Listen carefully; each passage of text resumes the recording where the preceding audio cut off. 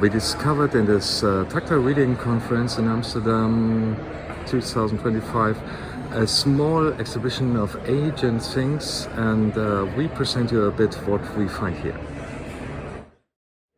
Here we have one of the first Braille display which I used at school. It was connected to a normal print typewriter, and on the Braille line you could read what you have just written. You could not correct because it was printed on the paper already, but you could at least read if it was correct or if it was your meaning what you have written. And it's let's say like 10 centimeters high and 40 centimeters wide, and you have one line above. So very heavy, big and old, but it was one of the first approaches of reading electronic Braille.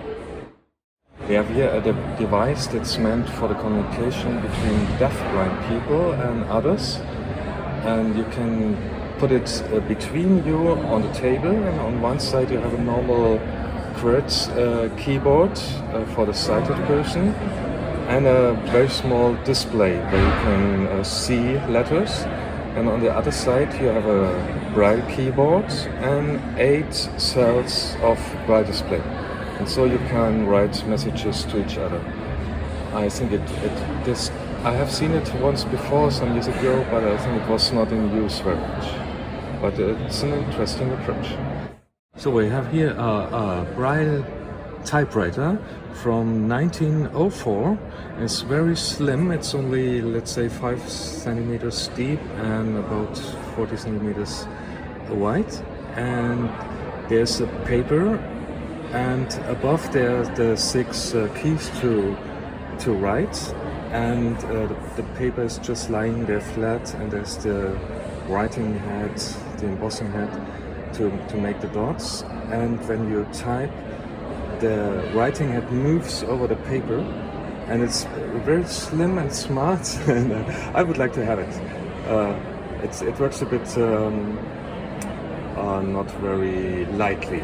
And I will push some of the keys to make some noise, how it sounds.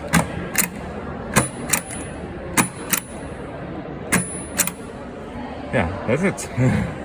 And the other device, what we have here, is a machine to write normal print. So we have a wheel with all the letters, and you have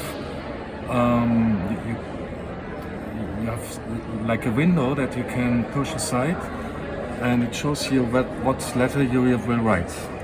So you move it, and you look, for example, here the letter H is now inside the window, and then you press a button, a key, and then it writes the letter on the paper.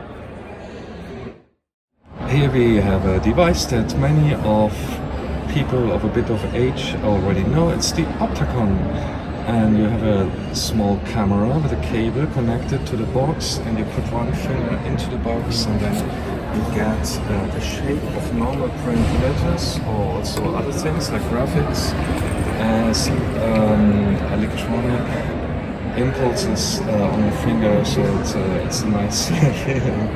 It's not racist dots, but electronic sensories that you get. Many people used to read normal print with this Opticon like 30, 40 years ago.